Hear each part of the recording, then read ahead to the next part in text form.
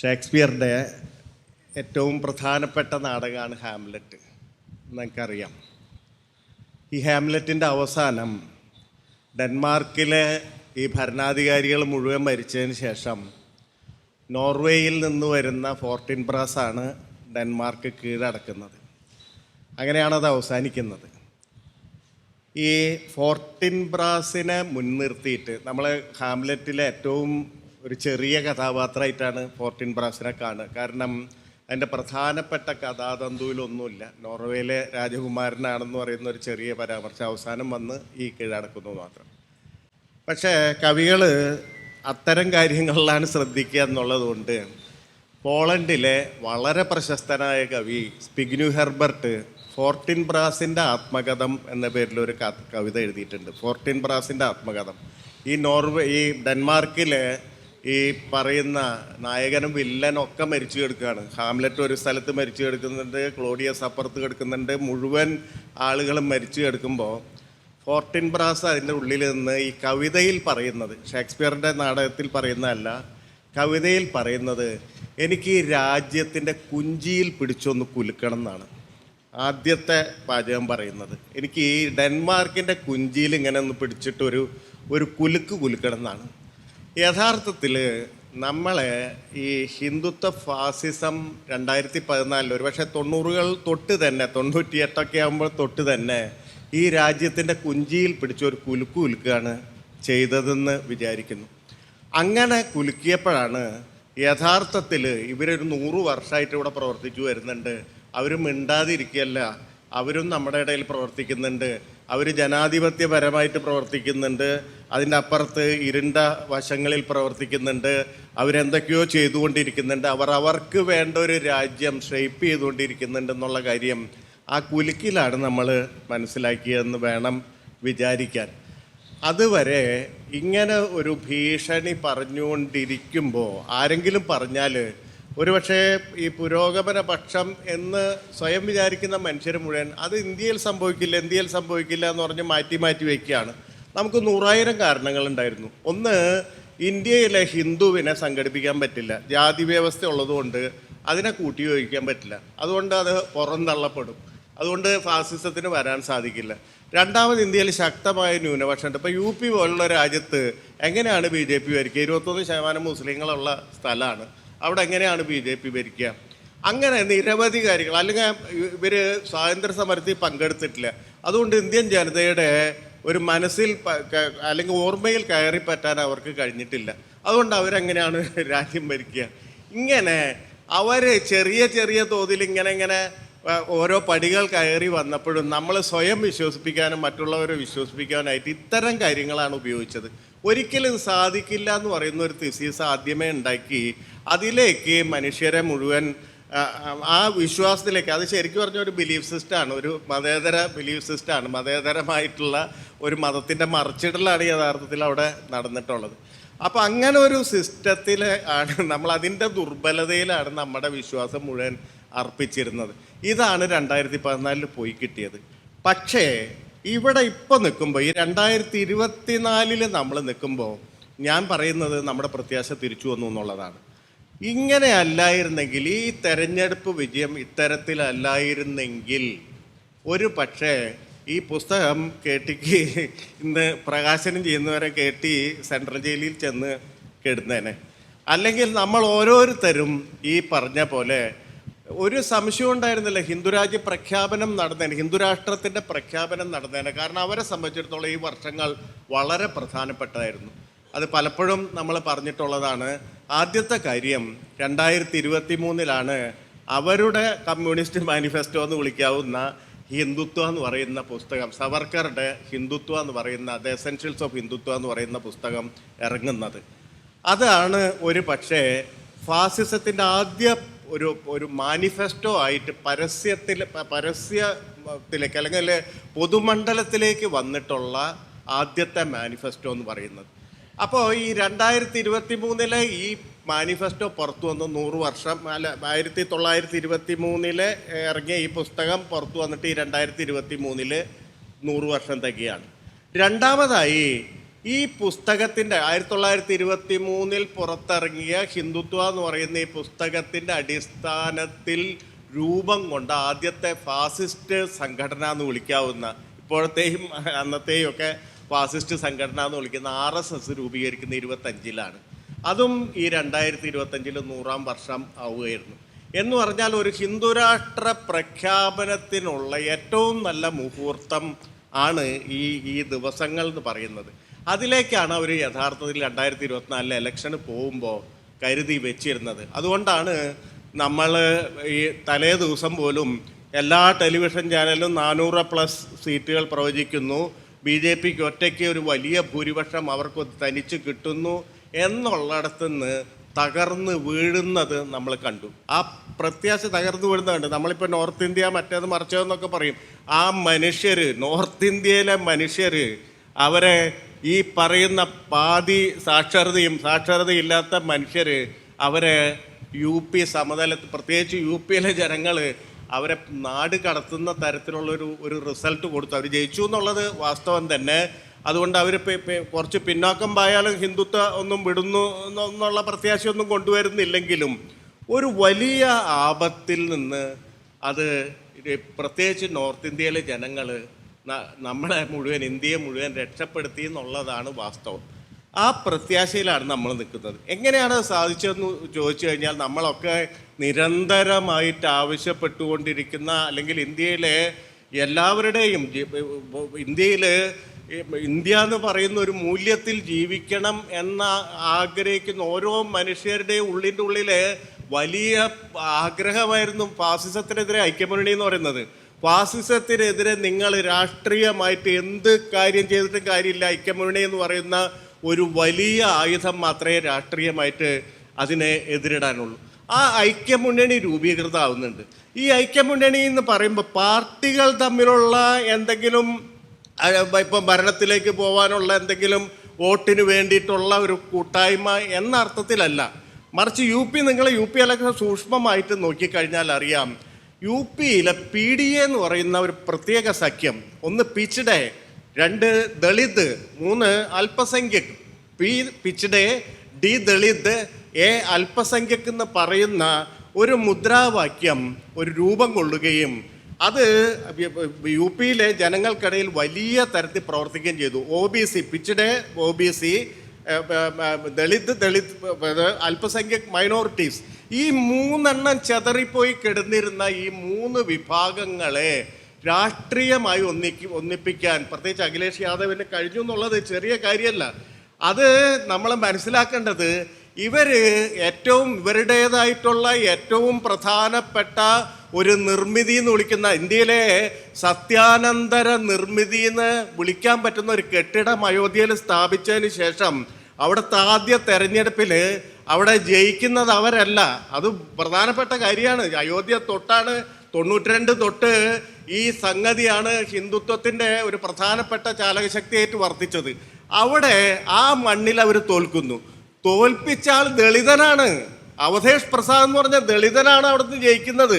ഈ ദളിത് സീറ്റല്ല, അത് റിസർവേഷൻ സീറ്റല്ല, ഒരു ജനറൽ സീറ്റിൽ ഈ ഹിന്ദുത്വവാദികൾ, ഈ ബ്രാഹ്മണിസ്റ്റുകൾ സ്ഥാപിച്ച ഈ അമ്പലമുള്ള സ്ഥലത്ത് ഒരു ദളിത് കാൻഡിഡേറ്റ് ജയിച്ചു എന്നുള്ളത് പ്രധാനപ്പെട്ട കാര്യമായിട്ട് നമ്മൾ കരുതണം.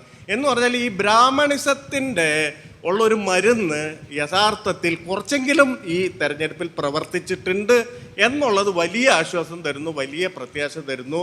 ആ പ്രത്യാശയിൽ നിന്നാണ് ഇത് സംസാരിച്ച് തുടങ്ങേണ്ടതെന്ന് ഞാൻ വിചാരിക്കുന്നു. അതിലേറ്റവും പ്രധാനപ്പെട്ട കാര്യം, ഈ ബ്രാഹ്മണിസവും ഫാസിസവും തമ്മിൽ, ഹിന്ദു ഫാസിസവും തമ്മിൽ എന്തെങ്കിലും വ്യത്യാസമുണ്ടോ എന്നുള്ള ചോദ്യമാണ് ഏറ്റവും പ്രധാനപ്പെട്ട കാര്യം. നമ്മളെ കുഴക്കുന്നൊരു ചോദ്യമാണത്. എന്ന് പറഞ്ഞാൽ ബ്രാഹ്മണിസം എന്ന് പറഞ്ഞാൽ നമുക്ക് പലതരത്തിൽ, അതൊരു വൈഡ് സ്പെക്ട്രമാണ്. നമുക്കിപ്പം അതിൻ്റെ ഉള്ളിൽ ട്രഡീഷണലിസ്റ്റുകൾ ഉണ്ടാവും. ഇപ്പം ഈ പറയുന്ന നമ്മുടെ സാഹിത്യത്തിലൊക്കെ കാണുകയാണെങ്കിൽ, ഇപ്പം സംസ്കാരം എന്ന് പറയുന്ന പുസ്തകം അനന്തമൂർത്തിയെ വായിച്ചാൽ അറിയാം. അതിൽ പ്രാണേശാചാര്യർ ആരാണെന്ന് ചോദിച്ചു കഴിഞ്ഞാൽ ഒരു ട്രഡീഷണലിസ്റ്റാണ്. അയാൾ മോശക്കാരനൊന്നുമല്ല, അയാൾ മനുഷ്യരെ വെറുക്കുന്ന ആളൊന്നുമല്ല. പക്ഷേ എങ്ങനെയോ ഈ ബ്രാഹ്മണ്യം എന്ന് പറയുന്ന ഒരു സംഗതിയെ മുന്നോട്ട് കൊണ്ടുപോകേണ്ടത് എൻ്റെ കടമയാണെന്ന് വിചാരിക്കുന്നു. മലയാളത്തിൽ ഏറ്റവും പ്രസിദ്ധമായ അഗ്നിസാക്ഷി എന്ന് പറയുന്ന നോവലിലെ ഈ ദേവകി ബഹൻ്റെ ഭർത്താവ് എന്ന് പറയുന്ന ഇപ്പം സിനിമയാക്കിയപ്പോൾ രജത് കപൂർ അഭിനയിച്ച കഥാപാത്രം, അയാൾ ട്രഡീഷണലിസ്റ്റാണ്. അയാൾ വേദത്തിൽ വിശ്വസിക്കുന്നുണ്ട്, അല്ലെങ്കിൽ ഉപനിഷത്തുക്കളുടേതായിട്ടുള്ള ചിലതരം ഈ പറയുന്ന അതിൻ്റെ ഫിലോസഫിക്കലായിട്ടുള്ള കാര്യങ്ങൾ വിശ്വസിക്കുന്നുണ്ട്, മോക്ഷം എന്ന് പറയുന്ന ആശയത്തിൽ വിശ്വസിക്കുന്നുണ്ട്. പക്ഷെ അയാൾ ഒരു ഫാസിസ്റ്റ് അല്ല, ട്രഡീഷണലിസ്റ്റാണ്. ഇപ്പം മറാത്തയിലെ ഒരു രാഷ്ട്രീയം ഈ പറഞ്ഞ പോലെ നേരത്തെ ഇവരെ എല്ലാവരും സൂചിപ്പിച്ച പോലെ ചിത്പാവൻ ബ്രാഹ്മണ കുലത്തിൽ നിന്നാണ് ഈ ഹിന്ദു ഫാസിസത്തിൻ്റെ ഉദയം ഉണ്ടാകുന്നത്. ഈ ചിത്പാവൻ ബ്രാഹ്മണിസത്തിൻ്റെ ഉള്ളിൽ, അല്ലെങ്കിൽ മറാത്ത ബ്രാഹ്മണിസത്തിൻ്റെ ഉള്ളിലെ രണ്ടുപേരെ ഇപ്പോൾ സവർക്കറേയും കെ എം മുൻഷീനെ എടുത്തു നോക്കുക. കെ എം മുൻഷിയാണ് ഭാരതീയ വിദ്യാഭവനൊക്കെ സ്ഥാപിച്ചത്, നമുക്കറിയാം. ഈ കെ എം മുൻഷിയും സവർക്കറും തമ്മിലുള്ള വ്യത്യാസം എന്താണെന്ന് ചോദിച്ചാൽ, കെ എം മുൻഷി ഒരു ട്രഡീഷണലിസ്റ്റാണ്, സവർക്കർ ഫാസിസ്റ്റാണ്.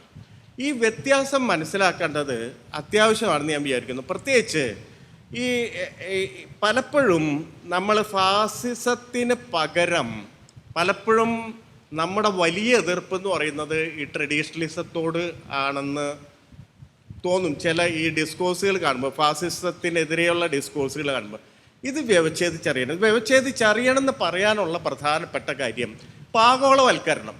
ആഗോളവൽക്കരണം ലോകത്ത് നടപ്പാക്കിയത്, ഒരു ദിവസം ക്യാപിറ്റലിസം പ്രതിസന്ധി ആയപ്പോൾ എന്നാൽ ആഗോളവൽക്കരണം നടപ്പാക്കാന്ന് പറഞ്ഞ് പിറ്റേ ദിവസം തൊട്ട് ഒരു സാമ്പത്തിക സ്ഥിതി അല്ലെങ്കിൽ ഒരു സാമ്പത്തിക നയം പ്രഖ്യാപിച്ചിട്ടല്ല. അതിനൊരു പ്രോസസ്സ് ഉണ്ട്, വലിയൊരു പ്രോസസ്സ് ഉണ്ട്. ഇപ്പോൾ ആഗോളവൽക്കരണം നടപ്പാക്കുന്ന പ്രോസസ്സ് എന്ന് പറഞ്ഞാൽ ഇത് ശരിക്കും പറഞ്ഞാൽ 1930കളിൽ തുടങ്ങി വയ്ക്കുന്നുണ്ട്. പക്ഷെ 30കളിൽ ക്യാപിറ്റലിസം വിശ്വസിച്ചിരുന്നത് ഈ ആഗോളവൽക്കരണ നയത്തിലല്ല. ക്യാപിറ്റലിസം അന്ന് ഒരു കെയ്ൻസിനെയും അല്ലെങ്കിൽ കെയ്ൻസിൻ്റെ ഒരു എക്കണോമിക്സിനെയും ആശ്രയിച്ചിട്ടാണ് മുന്നോട്ട് പോകുന്നത്. അന്ന് അപ്പുറത്തിരുന്നിട്ട് കെയ്ൻസിൻ്റെ സഹപ്രവർത്തകനായ ഹയേക്ക് പറയുന്നുണ്ട്, ആഗോളവൽക്കരണത്തിൻ്റെ റോഡ് ടു സർഫ്ഡം എന്ന് പറയുന്ന ആദ്യത്തെ പുസ്തകം എഴുതുന്നുണ്ട്. ഹയേക്ക് പറയുന്നു, നിങ്ങൾക്ക് സ്വാതന്ത്ര്യം കിട്ടും. ഇവിടെ ഇപ്പോൾ കഴിഞ്ഞ ചർച്ചയിൽ വന്നിട്ടുള്ളൊരു കാര്യമാണ്. ഹയക്കിൻ്റെ സുചിന്തിതമായ അഭിപ്രായം, നിങ്ങൾ സ്വാതന്ത്ര്യം എന്ന് പറയുന്നത് എവിടെ പ്രവർത്തിക്കുക, നിങ്ങൾ സ്വതന്ത്രനായി എവിടെ പ്രവർത്തിക്കും, എന്താണ് നിങ്ങൾ ചെയ്യാൻ പോകുന്നത്? സ്വാതന്ത്ര്യം എന്ന് പറയുന്നത് സ്വതന്ത്ര കമ്പോളത്തിൽ മാത്രം നിലനിൽക്കുള്ളൂ എന്നാണ് ഹയക്കിൻ്റെ തിയറി. എന്ന് പറഞ്ഞാൽ ഹയക്ക് വരുന്നത് രണ്ട് തരത്തിലുള്ള രണ്ട് പ്രത്യയശാസ്ത്രങ്ങൾക്ക് ഇടയ്ക്ക് കൂടിയാണ്. ഒന്ന്, ഈ റഷ്യയിൽ സ്റ്റാലിനുണ്ട്, ഇവിടെ ഹിറ്റ്ലറും ഉണ്ട്, ജർമ്മനിയിൽ ഹിറ്റ്ലറും ഉണ്ട്. ഇത് രണ്ടും ഒരേ നാണയത്തിൻ്റെ രണ്ട് വശങ്ങളായിട്ടാണ് ഹയക്ക് വിശേഷിപ്പിക്കുന്നത്. അതുകൊണ്ട് സ്വാതന്ത്ര്യം എന്ന് പറയുന്ന ഒരു സംഗതി വരണമെങ്കിൽ ഗവൺമെൻറ് കമ്പോളത്തിൽ ഇടപെടരുത്. ഗവൺമെൻറ് ഏതെങ്കിലും തരത്തിൽ മാർക്കറ്റിൽ ഇടപെട്ട് കഴിഞ്ഞാൽ അത് അതിവിദൂരമായിട്ടുള്ള വ്യാപകമായിട്ടുള്ള വലിയ ദുരന്തങ്ങൾ ഉണ്ടാക്കുന്നതായിരുന്നു ഹയക്കിൻ്റെ പക്ഷം. അന്ന് ക്യാപിറ്റലിസ്റ്റ് വേൾഡ് ഇത് കേൾക്കുന്നില്ല, ഈ ഭാഗമേ കേൾക്കുന്നില്ല. പിന്നീട് ഈ കെയ്നീഷ്യൻ എക്കണോമിക്സ് തകർന്ന് വീണപ്പോഴാണ്, ഈ റെയ്ഗനും താച്ചർ അധികാരത്തിൽ വന്നപ്പോഴാണ് ഹയക്കിനെയും ഹയക്കിൻ്റെ ശിഷ്യനായിട്ടുള്ള മിൽട്ടൺ ഫ്രീഡ്മാനെയും ഒക്കെ പൊക്കിക്കൊണ്ടുവരുന്നത്. അത് ആ സമയത്ത് ഈ ലേബർ ഫോഴ്സ് എന്ന് പറയുന്ന, തൊഴിലാളി വർഗം എന്ന് പറയുന്ന, പ്രോൾട്ടേറിയറ്റ് എന്ന് പറയുന്ന ആശയത്തെ തകർക്കാൻ അത് ഉപയോഗിക്കുന്നു. നിങ്ങൾക്ക് നിങ്ങളുടെ പണത്തിന് അതിർത്തിയില്ല, പണം നാഷൻ സ്റ്റേറ്റിൻ്റെ അല്ല, പണത്തിന് എവിടെ ഒഴുകി നടക്കാം. നിങ്ങൾ ബാക്കി കാര്യങ്ങൾക്ക് അതിർത്തി ഉണ്ടാവും, രാജ്യാതിർത്തി ഉണ്ടാവും, പക്ഷെ പണത്തിന് എവിടെയും ഒഴുകി നടക്കാം, പണത്തിന് എന്തും പർച്ചേസ് ചെയ്യാം. പണത്തിനെ സംബന്ധിച്ചിടത്തോളം എല്ലാ അതിർത്തികളും അവസാനിച്ചു എന്ന് പറയുന്ന തരത്തിൽ പോകുന്നത്, അല്ലെങ്കിൽ ആ തരത്തിലുള്ള പരീക്ഷണം നടത്തുന്നത് നമുക്കറിയാം. നമ്മുടെയൊക്കെ അക്കാലത്തെ പ്രധാനപ്പെട്ട ഒരാവേശമായ ചിലിയിലാണ്. ചിലിയിൽ അലൻഡെ തോറ്റു, അലൻഡെ കൊന്നു, നെരൂദ വധിക്കപ്പെട്ടു, പിനോഷ അധികാരത്തിൽ വരുന്നു. ഈ പിനോഷയുടെ ചിലിയിലാണ് ആഗോളവൽക്കരണം എങ്ങനെ നടത്തണമെന്ന് ആദ്യത്തെ പരീക്ഷണം നടത്തുന്നത്. ആ പരീക്ഷണം നടക്കുന്നത് ഈ മിൽട്ടൺ ഫ്രീഡ്മാൻ്റെ ശിഷ്യന്മാർ, അവിടെ ധനകാര്യമന്ത്രിയും റിസർവ് ബാങ്ക് ഗവർണറും ധനകാര്യ സെക്രട്ടറിയൊക്കെ ആയിട്ട് ഈ ചിക്കാഗോന്ന് പോയിട്ടുള്ള ആളുകളെ ഇരുത്തി അവർ തമ്മിലുള്ള പരീക്ഷണങ്ങൾ നടത്തി അങ്ങനെയാണ് ആഗോളവൽക്കരണത്തിലേക്ക് എത്തുന്നത്.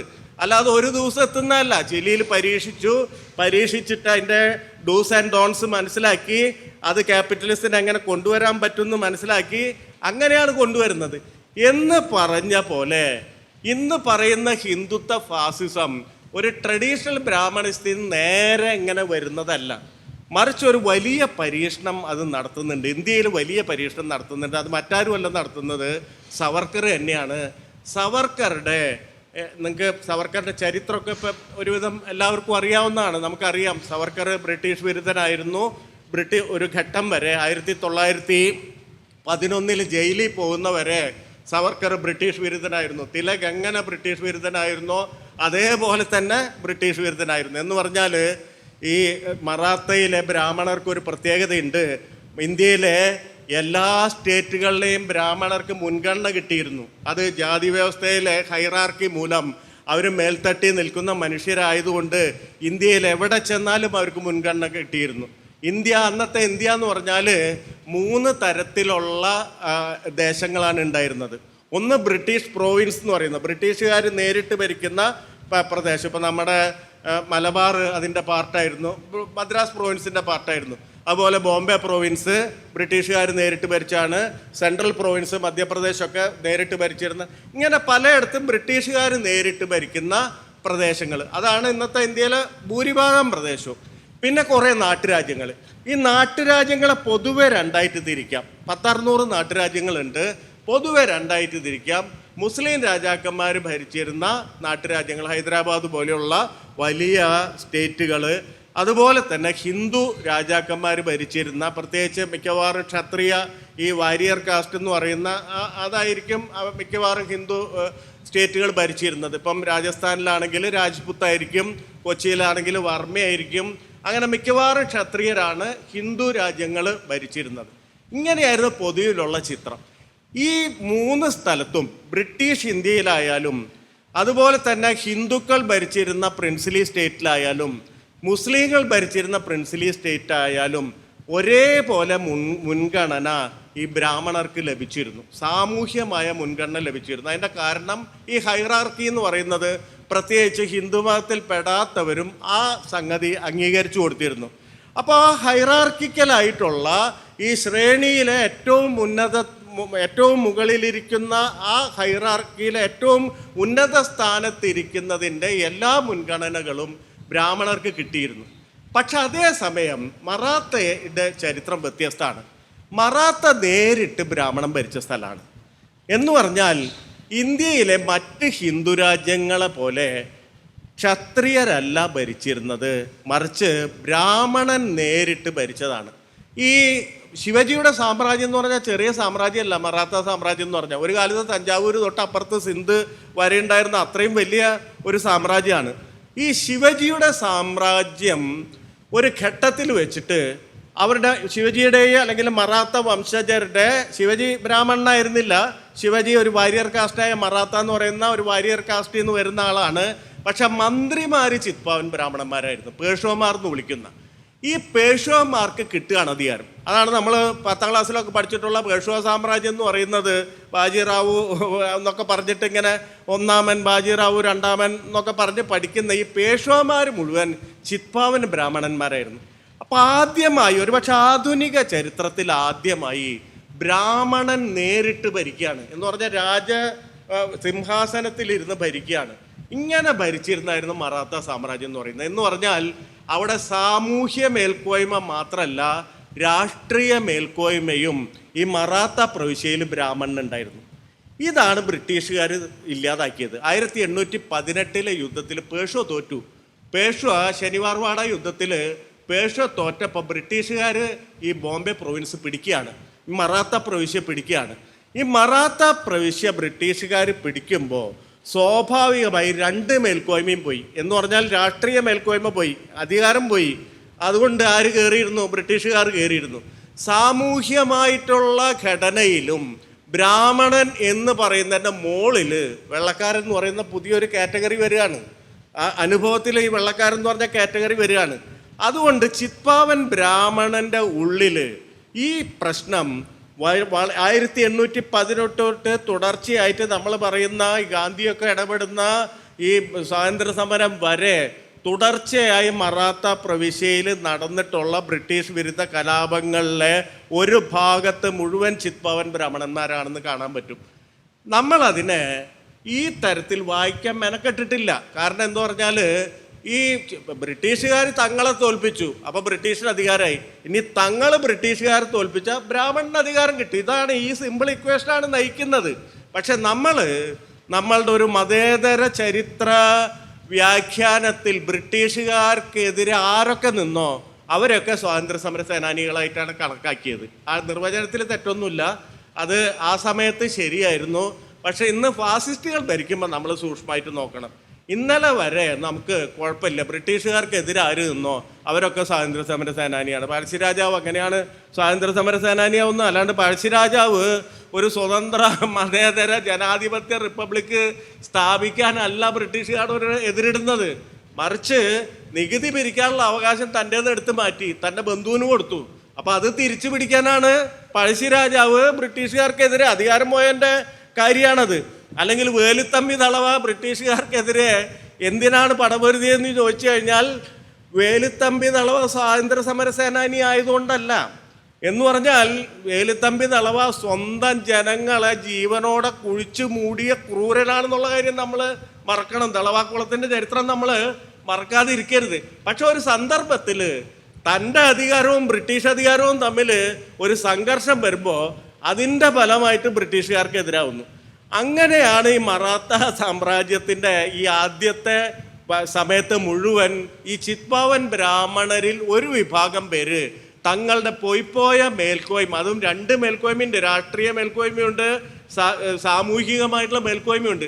ഇത് രണ്ടും നേടിയെടുക്കാൻ നിരന്തരമായി ബ്രിട്ടീഷുകാർക്കോട് എതിരിടുന്നുണ്ട്. ഇവിടെയാണ് തിലകൊക്കെ വരുന്നത്. തിലക് ഇതിനെ വലിയ ബഹുജന പ്രക്ഷോഭമാക്കി മാറ്റുകയാണ് തിലക് ചെയ്യുന്നത്. എന്ന് പറഞ്ഞാൽ ഈ ബ്രാഹ്മണാധിപത്യത്തിൻ്റെതായിട്ടുള്ള എലമെൻറ്റ്സ് ഉപയോഗിച്ച് അനിൽ ഭാഷ പറഞ്ഞതിലൊരു രുക്മാബായിയുടെ ചരിത്രത്തിൽ ക്വസ്റ്റ്യൻ ഇതായിരുന്നു തിലകിൻ്റെ ക്വസ്റ്റ്യൻ ഇതായിരുന്നു: മതത്തിൻ്റെ അധികാരം ആരാ നിശ്ചയിക്കുക? ഭരണാധികാരിയാണോ ഞങ്ങളാണോ? മതത്തിൻ്റെ ഉള്ളിലെ ആളുകളാണോ? വലിയ ലോജിക്കലായിട്ടാണ് ചോദ്യം ചോദിക്കുന്നത്. നിങ്ങളുടെ ജീവിതത്തിൻ്റെ അധികാരം, നിങ്ങളൊരു മതത്തിൽ വിശ്വസിക്കുന്നുണ്ടെങ്കിൽ നിങ്ങളുടെ ഈ മതാധിഷ്ഠിതമായിട്ടുള്ള ജീവിതത്തിൻ്റെ അവകാശം ആർക്കാണ്? ഇത് ഇരുതലവാളുള്ള ചോദ്യമാണ്, അല്ലാതെ വളരെ സിമ്പിൾ ചോദ്യമല്ല. ബ്രിട്ടീഷുകാരനാണോ പുറത്തുനിന്ന് വന്ന ആൾക്കാണോ നമ്മുടെ കാര്യം തീരുമാനിക്കാൻ അവകാശം, അല്ലെങ്കിൽ നമ്മൾക്കാണോ? ഈ ചോദ്യം ഇട്ട് കൊടുക്കുകയാണ്. ഈ ചോദ്യത്തിൽ ഒരു മതത്തിൻ്റെ ഉള്ളിൽ ചൂഷണം അനുഭവിക്കുന്ന ആൾക്കാരുണ്ട്. ഇപ്പം നമ്പൂരി സമുദായം നമുക്കറിയാം. നമ്പൂരി സമുദായത്തിൽ എങ്ങനെയാണ് സ്ത്രീകൾ കഴിഞ്ഞിരുന്നതെന്ന് നമുക്കറിയാം. അന്തർജനങ്ങൾ ഇരുട്ടി കഴിഞ്ഞവരാണ്. അപ്പോൾ അവർ ഈ ബ്രാഹ്മണാധിപത്യത്തിൻ്റെ ഒരു അധികാരം ഏറ്റെടുത്ത ആൾക്കാരല്ല. അതിൻ്റെ ഉള്ളിൽ തന്നെ ഒരു ക്ലാസ്സൊക്കെ ഉണ്ട്. അപ്പോൾ ഈ ക്ലാസ്സൊക്കെ അതിനുള്ളിലെ മതത്തിനുള്ളിലെ ക്ലാസ് ഡിഫറൻസിൻ്റെ ഒക്കെ അപ്പുറത്തേക്ക് മതത്തിൻ്റെതായിട്ടുള്ള ഒരു വലിയ ഈഗോ ഉണ്ടാക്കിക്കൊണ്ടാണ് തിലക് വരുന്നത്.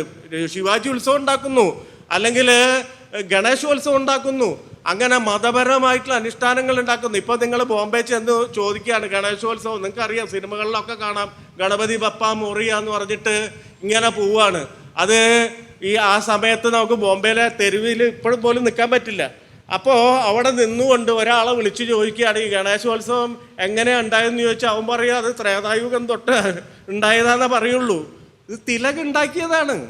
തിലക് ഈ പറയുന്ന ആവശ്യത്തിന് വേണ്ടി ബ്രിട്ടീഷ് വിരുദ്ധമായിട്ടുള്ള ഒരു സാംസ്കാരികമായിട്ടുള്ള റെസിസ്റ്റൻസിന് വേണ്ടി തിലക് ഉണ്ടാക്കിയെടുത്ത ഒരു സംഗതിയാണത്.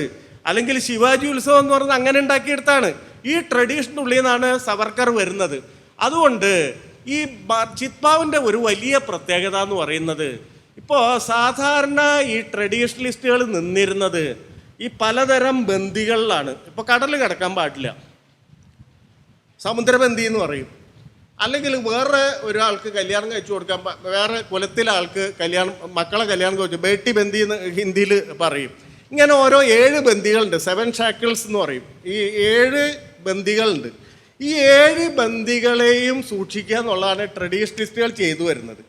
ഇവർ രാജ്യം ഭരിച്ചതുകൊണ്ട് ഇവർക്ക് തൊട്ടുകൂടായ്മയൊന്നും പറയാൻ പറ്റില്ല. കാരണം പടവെട്ടുന്നവൻ താഴെക്കടയുള്ള ആളാണ്. സേനാനായകൻ ചിത്പാവനാണെങ്കിലും കൂടെ പടവെട്ടാൻ നടക്കുന്നവൻ, അവൻ്റെ അടുത്ത് തൊടാൻ പാടില്ല എന്നുള്ള ഇത് കൊണ്ടുവരാൻ പറ്റില്ല. സ്പർശബന്ധി അവിടെ പറയാൻ പറ്റില്ല.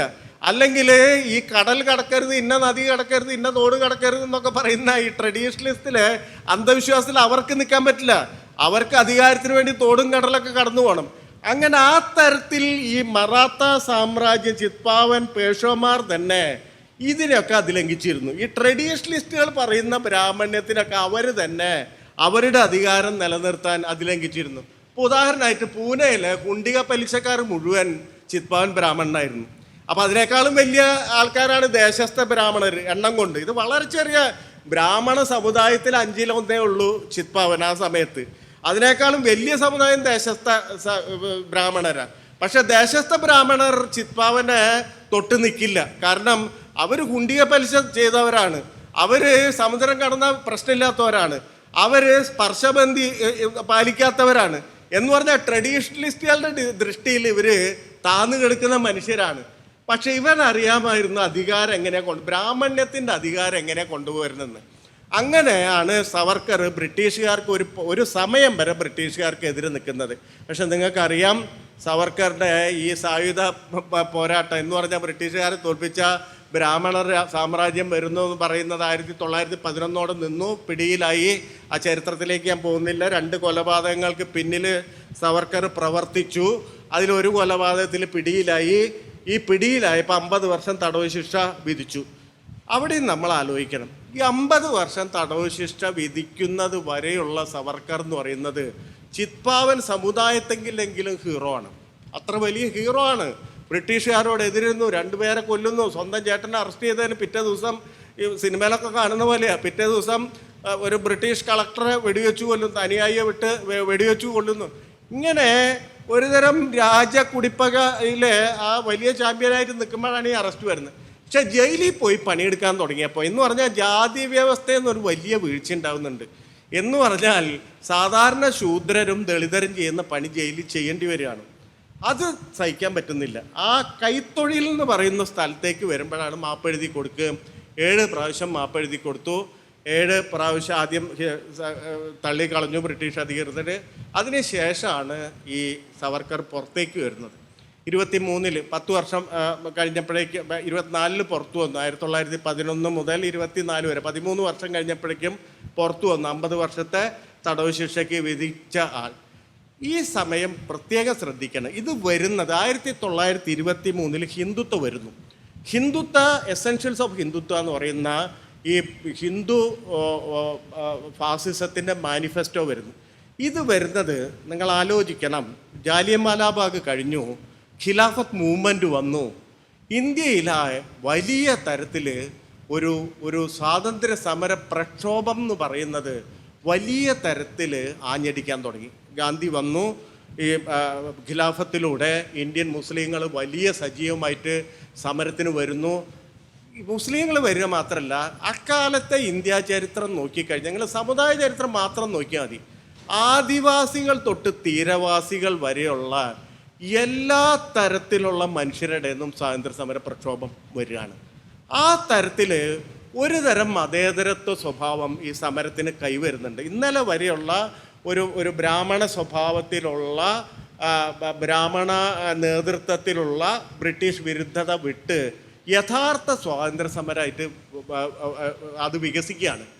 ഈ വികസിക്കുമ്പോൾ തിലകൻ്റെ ആൾക്കാർ മുഴുവൻ പുറത്തു വരുന്നുണ്ട്. തിലകൻ്റെ ആളുകൾ ഇത് യോജിക്കാൻ പറ്റാതെ പുറത്തു വരുന്നുണ്ട്. അവർ വേറൊരു പാർട്ടി, സ്വരാജ്യ പാർട്ടി എന്ന് പറയുന്ന പാർട്ടി ഉണ്ടാക്കി നിൽക്കുന്നുണ്ട്. അതിലാണ് സവർക്കർ ആദ്യം പോയി ചേരുന്നത്. അത് ഗതി പിടിക്കില്ല എന്ന് കാണുമ്പോഴാണ് ഹിന്ദു മഹാസഭ പോലെയുള്ള സ്ഥലത്തേക്ക് പോകുന്നത്. അപ്പം തിലകിൻ്റെ ഈ ബ്രാഹ്മണ ഗാന്ധിയുടെ ഒരു ഇടപെടൽ ആദ്യം കോൺഗ്രസിൽ നിന്ന് തെറിപ്പിച്ച് കളയുന്നത് യഥാർത്ഥത്തിൽ ഈ ബ്രാഹ്മണ മേധാവികളെയാണ്, ബ്രാഹ്മണ നേതൃത്വത്തിലുള്ള ആളുകളാണ്. അവർ ഇങ്ങനെ, ഇയാൾ ജയിലിലാണ് ആ സമയത്ത്. ഇയാൾ ജയിലിലായതുകൊണ്ട് ഇയാളുടെ കുടിലബുദ്ധി പ്രവർത്തിക്കുന്നതെന്ന് ആലോചിക്കണം.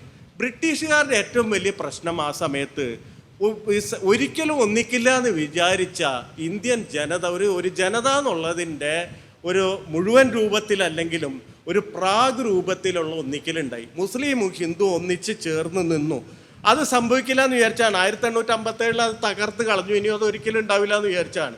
ഇന്ത്യയിലെ എല്ലാ ജനങ്ങളും ഈ പറയുന്ന എല്ലാ തരത്തിലുള്ള ഹൈറാർക്കിയൊക്കെ നിലനിൽക്കുമ്പോൾ തന്നെ സ്വാതന്ത്ര്യം എന്ന് പറയുന്ന ഒരു ആശയത്തിൻ്റെ പേരിൽ ഒന്നിക്കുകയാണ്. ഇത് പൊളിക്കണമെങ്കിൽ ഈ ജനതയെ പിരിച്ചുവിടണം. ഈ ജനതയെ പിരിച്ചുവിടാൻ ഏറ്റവും പ്രധാനപ്പെട്ട അതാണ് ഡിവൈഡ് ആൻഡ് റൂൾ എന്ന് പറയുന്ന സംഗതി ബ്രിട്ടീഷുകാർ പ്രയോഗിച്ചുകൊണ്ടിരിക്കുകയാണ്. അതിനനുസരിച്ചാണ് ശരിക്കും പറഞ്ഞാൽ ഹിന്ദുത്വ എന്ന് പറയുന്ന പുസ്തകം പുറത്തിറങ്ങുന്നത്.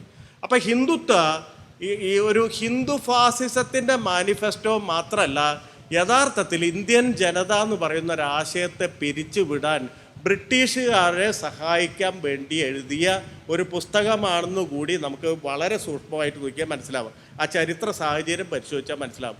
അത് ഇന്ത്യൻ ജനതയെ നെടുക പിളർക്കുകയാണ്.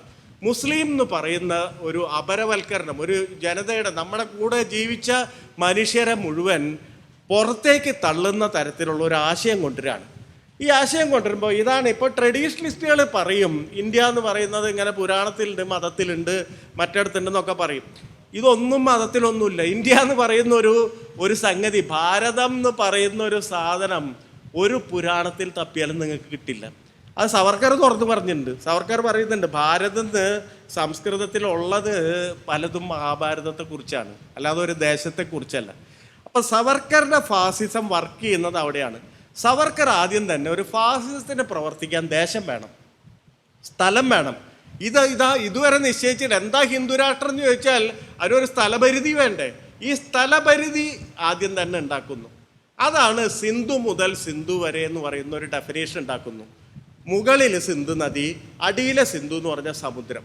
സിന്ധു മുതൽ സിന്ധു വരെയുള്ള ദേശമാണ് ഹിന്ദുക്കളുടെ പുണ്യദേശം, അല്ലെങ്കിൽ ഹിന്ദു ദേശം, ഹിന്ദു രാഷ്ട്രത്തിൻ്റെ രാജ്യം എന്ന് പറയുന്ന ഡെഫിനേഷൻ ഉണ്ടാക്കുന്നു. ഈ ഡെഫിനേഷൻ സവർക്കർക്ക് അറിയാം. വെറുതെ പറഞ്ഞു വെച്ചാൽ ആരും വിശ്വസിക്കില്ല. വെറുതെ പറഞ്ഞു വെച്ചാൽ നിങ്ങൾ ചോദിക്കും ഇതിന് എന്ത് പ്രാമാണ്യമുണ്ട്. ട്രഡീഷണലിസ്റ്റുകൾ പോലും ചോദിക്കും ഇങ്ങനെ വെറുതെ പറഞ്ഞിട്ട് എന്താ കാര്യം, പ്രാമാണ്യം ഉണ്ടോ? അതുകൊണ്ട് അയാൾ സംസ്കൃതത്തിൽ പറഞ്ഞു ആ സിന്ധു പര്യന്ത യസ്യ ഭാരത ഭൂമിക.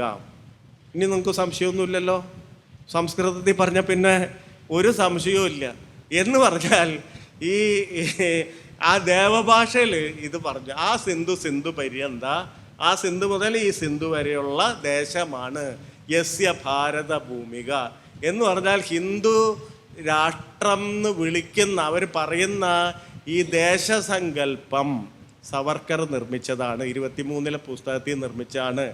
ഒരു തരത്തിലും ട്രഡീഷണൽ ആയിട്ടുള്ള ഹിന്ദുവിൻ്റെ ഒരു സ്ക്രിപ്റ്റിലും അങ്ങനെ ദേശത്തെ പറ്റിയുള്ള ഹിന്ദു രാജ്യത്തെ പറ്റിയോ ദേശത്തെ പറ്റിയോ ഒരക്ഷരം പറയുന്നില്ല. സവർക്കർ നിശ്ചയിച്ചു ഇവിടം തൊട്ട് ഇവിടം വരെ. ഇനി അവിടുത്തെ ആൾക്കാരെ നിശ്ചയിക്കണം. അവിടുത്തെ ആൾക്കാരെ നിശ്ചയിക്കുമ്പോൾ ഏറ്റവും വലിയ പ്രശ്നം എന്ന് പറഞ്ഞാൽ ഇന്ത്യയിലെ എല്ലാ ജനവിഭാഗത്തിനും വലിയ പഴക്കമുണ്ട്. എന്ന് പറഞ്ഞാൽ ഇന്ത്യൻ മുസ്ലിം എന്ന് പറഞ്ഞാൽ ഒരു ദിവസം പെട്ടെന്ന് വന്ന് കയറിയതല്ല. ഇവിടെ തലമുറയായിട്ട് ജീവിച്ചാണ്. ഇന്ത്യൻ ക്രിസ്ത്യാനി തലമുറയായിട്ട് ജീവിച്ചാണ്. ഇന്ത്യൻ പാഴ്സി തലമുറയായിട്ട് ജീവിച്ചാണ്. അല്ലെങ്കിൽ ഇന്ത്യയിലെ സിഖുകാർ തലമുറയായിട്ട് ജീവിച്ചവരാണ്. ഇത് ആരെയും പിടിച്ച് പുറത്താക്കാൻ പറ്റില്ല. കാരണം എന്താണ്? ഈ ജീവിക്കുക എന്ന് പറയുമ്പോൾ ഇടപെടുക എന്നർത്ഥം. ഇവരുടെ മൊത്തം ഇന്ത്യ എന്ന് പറയുന്ന ഒരു സംഗതിയിൽ ഇപ്പം സംസ്കാരം എടുത്തു, അവിടെ ഈ ഇടപെടലുണ്ട്. വെറുതെ ആർക്കിടെക്ചർ എടുത്തു, അവിടെ താജ്മഹലുണ്ട്, കുത്തബ് മിനാറുണ്ട്. ഇത് ഒഴിവാക്കാൻ പറ്റുമോ? ഇത് ഒഴിവാക്കാൻ പറ്റില്ല. ഭക്ഷിക്കാൻ പോയി ബിരിയാണി ഉണ്ട്, ഒഴിവാക്കാൻ പറ്റുമോ? എന്ന് പറഞ്ഞാൽ ഇന്ത്യൻ ജീവിതത്തിൻ്റെ സമസ്ത മണ്ഡലങ്ങളിലും വീണ് കിടക്കുന്ന ഒരു സാധനമാണ് ഈ പലതരം സമുദായങ്ങളുടെ ചരിത്രം. പുറത്താക്കാൻ പറ്റില്ല. ഇവരെ പുറത്താക്കണമെന്ന് ആഹ്വാനം ചെയ്യാൻ അന്ന് നടക്കില്ല. ഇപ്പോൾ ഈ പറഞ്ഞവർ നടത്തേണ്ട ഒരു സ്ഥിതിയിൽ അവരെത്തിയതാണ്. അന്ന് നടക്കാത്ത കാരണം ഇയാൾ രണ്ടാമതൊരു ഭാഗം ഈ ആ സിന്ധു പര്യന്ത യസ്യ ഭാരത ഭൂമിയെ കൂടെ ഒരു ഭാഗം കൂടി ചേർത്ത് വെച്ചു. അത് ഇതാണ്, ഈ സ്ഥലം പിതൃഭൂമിയും പുണ്യഭൂമിയുമായിരിക്കുന്ന ആൾക്കാണ് അവിടെ പൗരത്വം. ഈ പറയുന്ന സിന്ധു മുതൽ സിന്ധു വരെയുള്ള സ്ഥലം അത് പിതൃഭൂമിയായിരിക്കണം. എന്ന് പറഞ്ഞാൽ അച്ഛനപ്പന്മാരായിട്ട് അല്ലെങ്കിൽ അച്ഛനപ്പൂപ്പന്മാരായിട്ട് അവിടെ വസിച്ചിരിക്കുന്ന ആൾക്കാരായിരിക്കണം. രണ്ടാമത്തെ കണ്ടീഷനാണ് പ്രശ്നം. അത് അന്നത്തെ ഈ ആദ്യത്തെ കണ്ടീഷൻ എന്ന് പറഞ്ഞാൽ പൊതുവേ എല്ലാ രാജ്യങ്ങളും അങ്ങനെ തന്നെയാണ്. ആ പൗരത്വത്തിൻ്റെ ഒരു പ്രധാന ഘടകമായിട്ട് അന്ന് നിശ്ചയിച്ചിരുന്നത് ഫാദർലാൻഡ് ആയിരിക്കണം എന്ന് പറയുന്ന ഒരു സംഗതിയാണ്. രണ്ടാമത്തെ സവർക്കർ കൊണ്ടുവന്നാണ് പുണ്യഭൂമിയായിരിക്കണം. എന്താ അതിൻ്റെ പ്രശ്നം? ഇപ്പം എൻ്റെ അപ്പുറത്തെ വീട്ടിലെ കോയ എന്നെക്കാൾ മുമ്പ് അവിടെ വന്ന് താമസിച്ചതാണ്. ഒരു 4-5 തലമുറ പിന്നിലേക്ക് കോയയ്ക്ക് എന്നെ പറയാൻ പറ്റും. അത്രയും പറയാൻ പറ്റും. അത്ര ജീവിത പാരമ്പര്യമാണ്. പക്ഷെ കോയയുടെ മോനെ വിളിച്ചിട്ട് ചോദിക്കാൻ, എടാ മോനെ നിൻ്റെ പുണ്യഭൂമി ഏതാന്ന് ചോദിച്ചാൽ അവൻ വിശ്വസിച്ചാലും കേട്ട അറിവ് വെച്ചിട്ട് പറയും മെക്ക അല്ലെങ്കിൽ മദീനയാണ്. അല്ലേ? പോയി പൗരത്വമില്ല. ഒരു ക്രിസ്ത്യാനി വർഷങ്ങളായിട്ട് കേരളത്തിൽ ജീവിച്ച അല്ലെങ്കിൽ ഇന്ത്യയിൽ ജീവിച്ചു വരുന്ന ഒരു ക്രിസ്ത്യാനിയുടെ ഏറ്റവും ഇളം തലമുറയെ വിളിച്ച് ചോദിക്കുകയാണ് നിൻ്റെ പുണ്യഭൂമി ഏതാണ്? അവൻ പറയുന്നത് വത്തിക്കാനാണ്, അല്ലെങ്കിൽ ബത്ലഹേമാണ്, യെരുശലേമാണ്. എന്തില്ല? പൗരത്വമില്ല എന്ന് പറഞ്ഞാൽ സവർക്കർ ഈ ഡെഫിനേഷനിൽ കൂടിയാണ് ഇവരെ മുഴുവൻ പുറത്താക്കിയത്. ഇവർക്ക് പുണ്യഭൂമിയും പിതൃഭൂമിയും ആയിരിക്കുന്ന ആൾക്കാരാണ് ഇന്ത്യക്കാർ എന്ന് പറയുന്ന ഡെഫിനേഷൻ കൊണ്ടുവരികയാണ്. അങ്ങനെയാണ് ഹിന്ദുരാഷ്ട്രം എന്ന് പറയുന്ന ഒരാശയം ഇങ്ങോട്ട് കൊണ്ടുവരുന്നത്. അതാരും തിരിച്ചു ചോദിച്ചില്ല ഇത് ബാക്കി സ്ഥലത്ത് അപ്ലൈ ചെയ്യാൻ പറ്റുമോ? ഇപ്പോൾ പാകിസ്ഥാൻ പോലെ ഒരു ഇസ്ലാമിക രാഷ്ട്രത്ത് പറ്റുമോ? അല്ലേ? ഇസ്ലാമിക രാഷ്ട്രത്തിൽ അവരുടെ പുണ്യഭൂമി മെക്കയും മദീനയാണെങ്കിൽ അവിടെ താമസിക്കാൻ പറ്റുമോ? അല്ലേ? അല്ല ഒരു കാത്തലിക് കൺട്രി പോയിട്ട് യൂറോപ്പിലൊരു കാത്തലിക് കൺട്രി ചെന്നിട്ട് അവിടെ പുണ്യഭൂമിയും പിതൃഭൂമിയും ചോദിച്ചാൽ അവിടെ നിൽക്കാൻ പറ്റുമോ? അങ്ങനെയാണെങ്കിൽ ആകെ മതങ്ങളുണ്ടായ സ്ഥലത്ത് മാത്രം ഉള്ള 2 or 3 രാഷ്ട്രങ്ങളോ ലോകത്തുണ്ടാവുള്ളൂ എന്ന് പറഞ്ഞാൽ അത്ര അപ്സൈഡായിട്ടുള്ളൊരു സങ്കല്പം കൊണ്ടുവന്നിട്ടാണ് ഈ പറയുന്ന സംഗതി ഉണ്ടാക്കുന്നത്. ഇത് ഏറ്റെടുത്തോടുകൂടി 21 കലാപം അതിൻ്റെ ഇടയിൽ ഇവിടെ കേരളത്തിൽ നടക്കുന്നു. ഈ കേരളത്തിലെ കലാപം ഏറ്റവും കൂടുതൽ വിറ്റ് കാശാക്കിയിട്ടുള്ള സവർക്കറാണ്. നമ്മളിത് അറിഞ്ഞിട്ടേ ഇല്ല.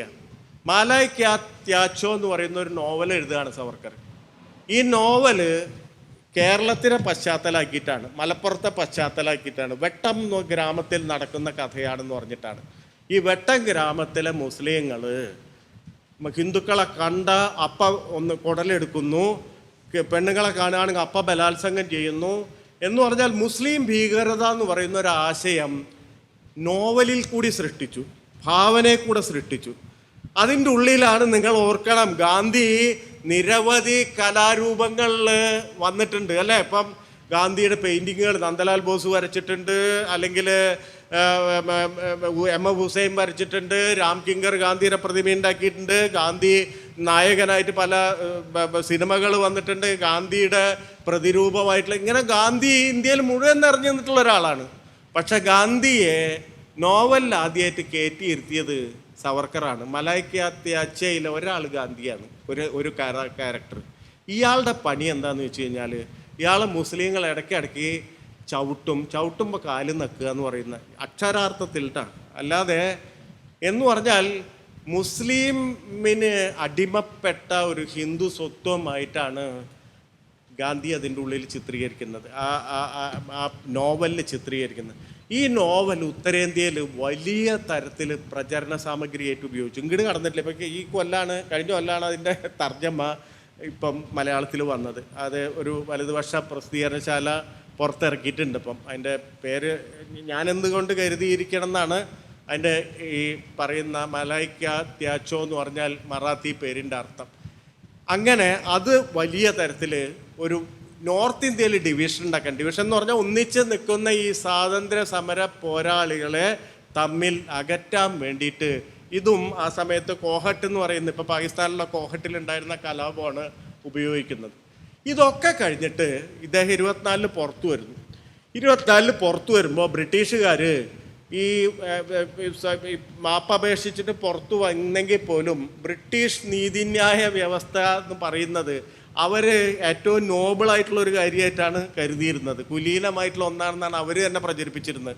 അപ്പോൾ സ്വാഭാവികമായിട്ട് 50 വർഷത്തേക്ക് തടവ് ശിക്ഷയ്ക്ക് വിധിച്ച ആളെ പുറത്ത് വിട്ടാൽ ആ കൊളോണിയൽ അതിൻ്റെ ഉള്ളിൽ നിന്ന് തന്നെ, കൊളോണിയൽ സിസ്റ്റത്തിൻ്റെ ഉള്ളിൽ നിന്ന് തന്നെ ക്വസ്റ്റ്യൻ ഉയരുന്നുള്ളത് കൊണ്ട് ഇവരൊരു വിലക്ക് വെച്ചു.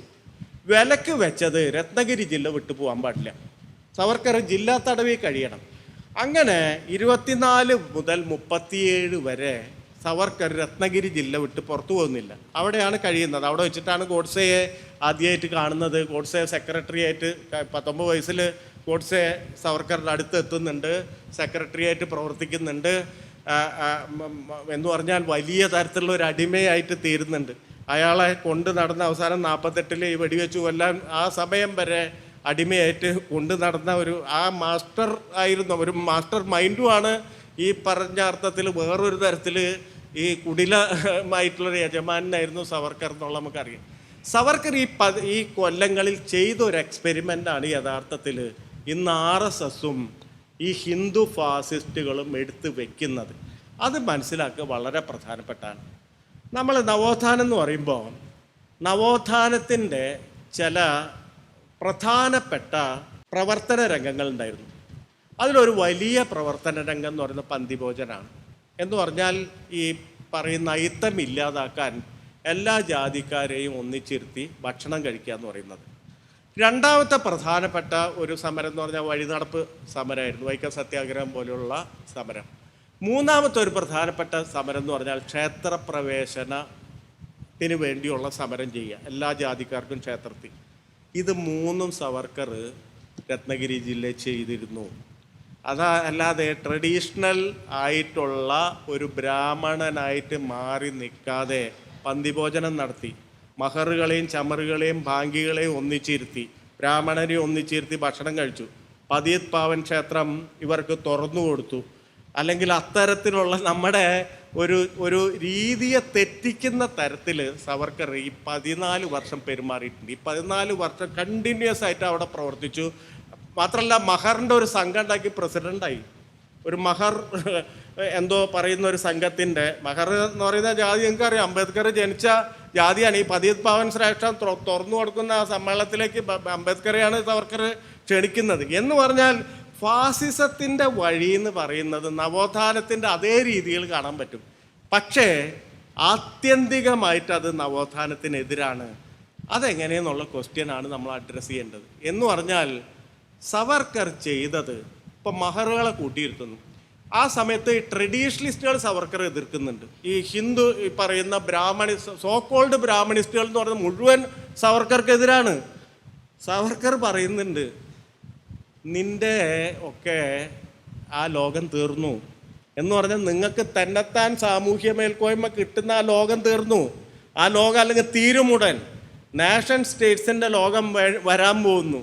യൂറോപ്പിൽ നോക്കിക്കഴിഞ്ഞാൽ മിക്കവാറും ഡെമോക്രസി എന്ന് പറയുന്ന ഒരു ആശയം വരും. എന്ന് പറഞ്ഞാൽ വോട്ട് എടുത്തിട്ട് ഭരണത്തിലേറുന്ന ഒരു സംഗതി വരും. അവിടെ നമ്പർ പ്രധാനമാണ്. ഇപ്പോൾ ഉള്ള 22 കോടി ഹിന്ദുക്കളിൽ, അന്നത്തെ കണക്കാണ്, ആ സർക്കാർ ലേഖനത്തിലുള്ളതാണ്, 22 കോടി ഹിന്ദുക്കളിൽ 7 കോടി ദളിതരാണ്, 7 കോടിയോളം പിന്നോക്ക സമുദായക്കാരാണ്. അവരെ മാറ്റി നിർത്തിയിട്ട് നീ എങ്ങനെയാണ് ഒരു ഡെമോക്രസിയിൽ നിനക്ക് ഭരണം കിട്ടുക? ബ്രാഹ്മണ എന്ന് ചോദിക്കുന്നുണ്ട് ഈ ട്രഡീഷണലിസ്റ്റിനോട്. നീ കൂട്ടിത്തൊട്ടില്ലെങ്കിൽ നീ പോവും. നീ ഇപ്പോൾ ഈ പറയുന്ന ഈ സംഗതിയിൽ നിന്ന് നീ ഇന്ന് പോയില്ലെങ്കിലും നിന്റെ അടുത്ത തലമുറ പോവും. നിനക്ക് കയറിയിരിക്കാൻ പറ്റില്ല ഇവിടെ. നീ ന്യൂനപക്ഷമാണ്, അത് ആദ്യം മനസ്സിലാക്ക്. നീ പറയുന്ന ഈ ബ്രാഹ്മണിസം, ബ്രാഹ്മണരുടെ എണ്ണം കണക്കിലെടുത്താൽ ഇന്ത്യയിൽ ന്യൂനപക്ഷമാണ്. അത് സവർക്കാർക്ക് ഉടനെ മനസ്സിലാക്കി. അതുകൊണ്ട് ബ്രാഹ്മണിസം എന്ന് പറയുന്ന ഒരാശയം മഹർ വിളിച്ചു പറഞ്ഞാൽ നമ്മൾ നിൽക്കും.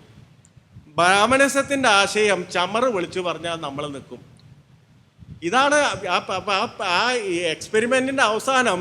മഹർ ഹിന്ദുധർമ്മത്തിന് ജയ് വിളിക്കുന്നു എന്ന് പറഞ്ഞാൽ വീട്ടിൽ സ്വന്തം പൂണൂല് പൊട്ടിച്ച് പറയുന്നതിന് പകരം സവർക്കർ മഹറിനെ പൂണൂലിടിക്കുകയാണ്. അക്ഷരാർത്ഥത്തിൽ തന്നെ പൂണൂലിടിക്കുകയാണ്. ഈ പൂണൂലിട്ട മനുഷ്യന് അതൊന്ന് ആലോചിച്ച് നോക്കുക. മാനസികതല്ല, നൂറ്റാണ്ടുകളായി പുറത്ത് നിർത്തിയിരുന്ന മനുഷ്യന് തൻ്റെ അധീപൻ ബ്രാഹ്മണാധീപൻ വന്നിട്ട് പൂണൂലിട്ട് കൊടുക്കുന്നു. അവൻ ഹിന്ദുധർമ്മത്തിന് ജയ് വിളിക്കുന്നതിൽ എന്ത് അപൂർവത അനന്യതയുള്ളത്. ഹിന്ദുധർമ്മത്തിന് ജയ് വിളിക്കുന്നു. മാത്രമല്ല നിങ്ങളൊക്കെ അതിൽ ഒരു മഹർ പ്രസംഗിക്കുന്നുണ്ട്, നിങ്ങളൊക്കെ നാളെ മുസ്ലിങ്ങളായാലും ഞാൻ പോയില്ല എന്ന് പദം വിട്ട് അവനെ കൊണ്ട് പ്രസംഗിപ്പിക്കുകയാണ്. എന്ന് പറഞ്ഞാൽ ഈ ജാതി എന്ന് പറയുന്നത് ഒരു ചെറിയ ന്യൂനപക്ഷത്തിൻ്റെ സ്ഥലത്ത് നിന്ന് മതം എന്ന് പറയുന്ന കുറേയും കൂടി വിശാലമായ സ്ഥലത്തേക്ക് ഈ ജാതിയെ വ്യാപിക്കുകയാണ്. എല്ലാവരും ബ്രാഹ്മണന്മാരാണെന്ന് തോന്നിപ്പിക്കുകയാണ്. പക്ഷേ യഥാർത്ഥ ബ്രാഹ്മണാധികാരം തങ്ങൾ കൈകാര്യം ചെയ്യുകയും ചെയ്യും. ഇതാണ് ഫാസിസ്റ്റ് പൊളിറ്റിക്സ് എന്ന് പറയുന്നത്. അല്ലാതെ നിങ്ങൾ വിചാരിക്കുന്ന പോലെ ഒരു ട്രഡീഷണൽ ബ്രാഹ്മണിസത്തിന് അപ്പാടെ കൊണ്ടുവയ്ക്കലല്ല. അങ്ങനെയാണെങ്കിൽ കേരളത്തിൽ ഒന്നും പേടിക്കാനില്ല. കേരളത്തിൽ ഈ പറയുന്ന ശൂദ്രരും ശൂദ്രന് പുറത്ത് കിടക്കുന്ന ഹിന്ദുവും ചേർന്ന വലിയ ഭൂരിപക്ഷമായി ഈ ട്രഡീഷണൽ ബ്രാഹ്മണത്വം. കേരള രാഷ്ട്രീയത്തിൽ തന്നെ നോക്കിക്കഴിഞ്ഞാൽ ഈ പറയുന്ന വലിയ ബ്രാഹ്മണ സമുദായത്തിൽ നിന്ന് ആരാ ഉള്ളത്? EMS പോയ പിന്നെ ആരാ ഉള്ളത്? ആരാ ഉള്ളത്? അപ്പം ആരാ കേരളത്തിൽ ഈ സവർണത കൊണ്ടു നടക്കുന്നത്? കേരളത്തിലെ ഈ സവർണതയുടെ പ്രസരിപ്പുണ്ടാക്കുന്നത്, അല്ലെങ്കിൽ സവർണത എന്ന് പറയുന്ന ഒരു ആശയം, ബ്രാഹ്മണിസം എന്ന് പറയുന്ന ഒരു ആശയത്തിന് സാധുത നൽകുന്ന കേരളത്തിൽ ആരാ? അതെങ്ങനെ സാധിച്ചു എന്നാണ് നമ്മൾ നോക്കേണ്ടത്. എന്ന് പറഞ്ഞാൽ ഈ രത്നഗിരി പരീക്ഷണമാണ്. ഈ രത്നഗിരിയിൽ ഖഡ്ഗാവാർ വരുന്നുണ്ട്. ആ സമയത്ത് ഖഡ്ഗാവാർ വന്നിട്ട് സവർക്കറെ മീറ്റ് ചെയ്തതിന് ശേഷമാണ് 1925 വിജയദശമി ദിനത്തിൽ RSS ഉണ്ടാവുന്നത്.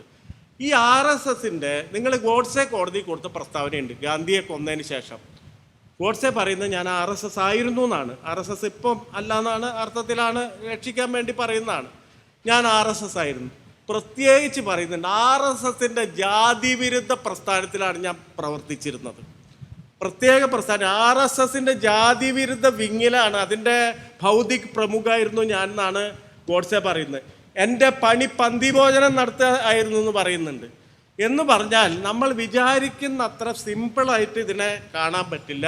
മറിച്ച് ബ്രാഹ്മണ്യം എന്ന് പറയുന്നത് അവർ ബ്രാഹ്മണിൽ തന്നെ നിലനിർത്താനല്ല, ബ്രാഹ്മണ്യത്തിൻ്റെ ഭാഗമായി മറ്റ് ഈ പറയുന്ന ഈ ഹിന്ദു സംഘടന എന്ന് പറയുന്ന, ഹിന്ദു റേസിസ്റ്റ് എന്ന് പറയുന്ന, ഹിന്ദു വംശീയത എന്ന് പറയുന്ന ഒരു ആശയം കൊണ്ട് അതിനെ പെയിന്റ് അടിച്ചു കഴിഞ്ഞാൽ ഈ പറയുന്ന പുറത്ത് കിടക്കുന്ന മനുഷ്യനും ബ്രാഹ്മണൻ അധികാരത്തിൽ കയറ്റാൻ യത്നിക്കും അവർക്ക് വൃത്തിയായിട്ട് അറിയാം.